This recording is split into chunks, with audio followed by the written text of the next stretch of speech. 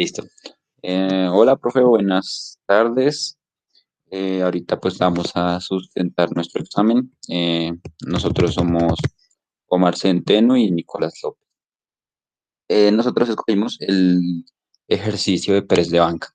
Entonces, para el primer punto vamos a explicar eh, los músculos que intervienen y sus puntos de inserción, de origen y sus acciones. Listo. Ahora, los cuatro músculos que más intervienen, sí, o influyen en este movimiento, en este ejercicio del press de banca son el pectoral mayor, pectoral menor, el músculo subclavio y el subescapular. ¿Sí? Entonces, empezamos con el pectoral mayor, el cual tiene su origen en la mitad medial del borde anterior de la clavícula, ¿sí? Exactamente la cara anterior del esternón, y los 6 primeros cartílagos costales y la apeneurosis del oblicuo externo. Y se inserta para venir a insertarse en el surco intertubercular, ¿sí? Sus acciones son de ADD y rotación interna del hombro.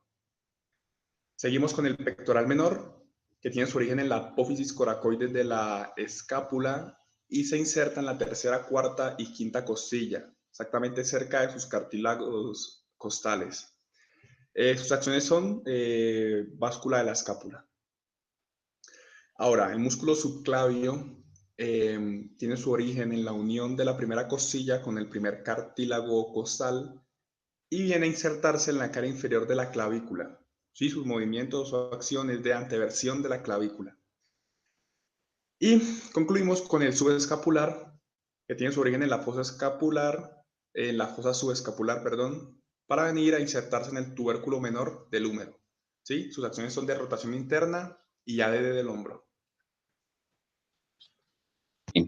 Bueno, ahora ya para explicar el proceso de contracción muscular, pues realizamos este esquema que primero, para explicarlo, nos dice que hay dos tipos de contracción, la isométrica y la isotónica. Y esta isotónica también se divide en dos, que sería eh, contracciones concéntricas y excéntricas.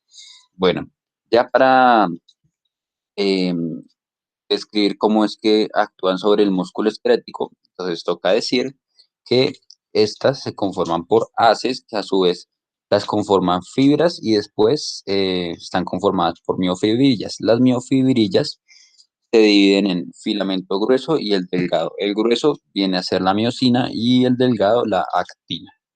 Bueno, resulta que las fibras, mediante el retículo sarcoplásmico, liberan iones de calcio que se unen con la troponina C y producen la tropomiosina.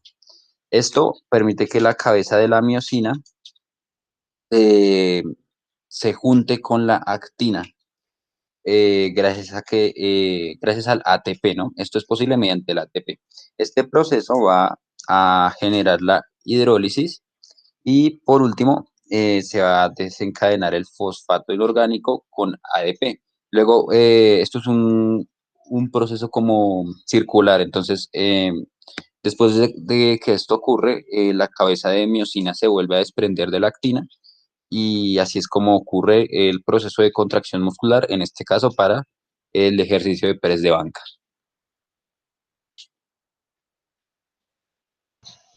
Listo. Ahora damos paso al tercer punto, el cual, bueno, las dos articulaciones involucradas en este movimiento son, primero el hombro, o mejor llamada articulación húmero-escapular, y la segunda el codo, la cual está compuesta por tres zonas, las cuales son húmero radial, húmero cubital y radiocubital.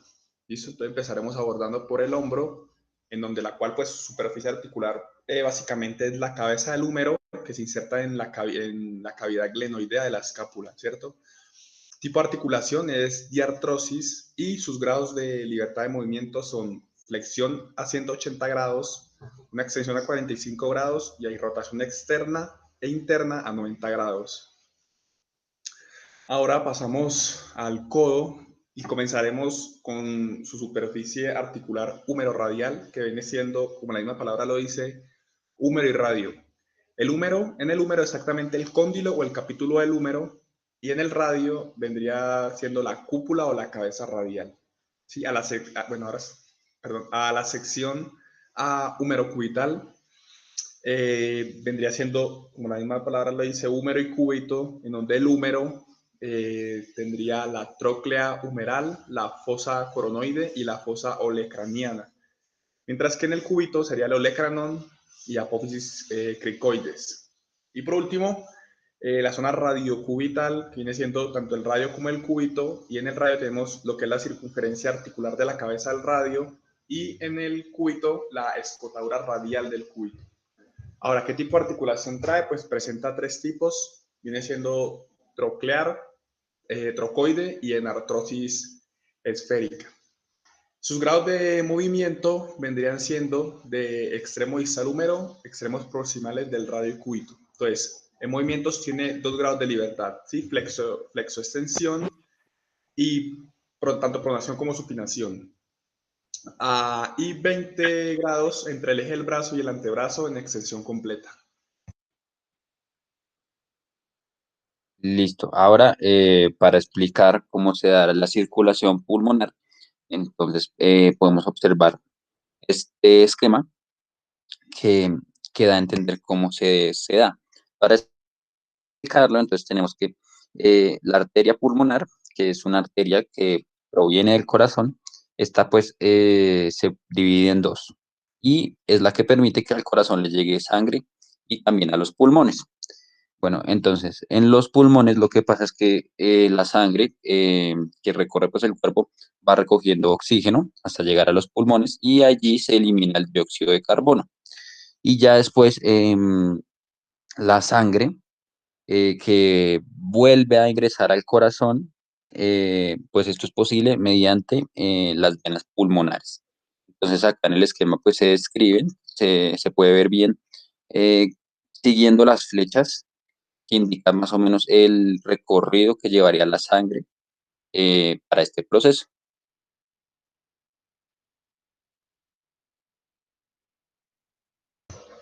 Y ahora le hablaré sobre la circulación sistémica, ¿sí? Y cuál es su recorrido de la sangre en el corazón. Entonces, como primer paso tenemos que la sangre, bueno, entra la sangre que no está tan oxigenada tanto por las venas cava superior e inferior hacia la aurícula o el atrio derecho, sí.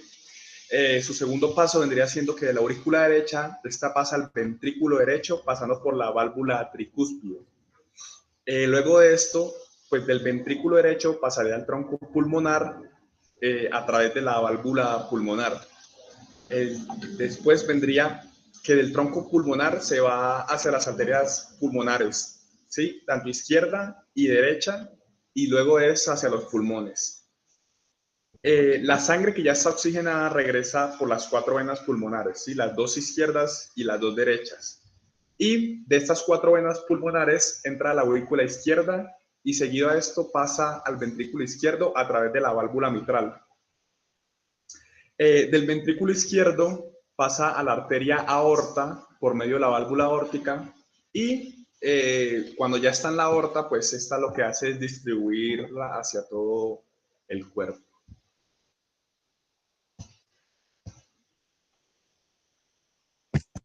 Listo. Y por último, para poder explicar cómo es que desde el sistema nervioso se planean y se ejecutan los movimientos que se realizan en el ejercicio de press de banca, entonces encontramos también este esquema, lo realizamos, perdón.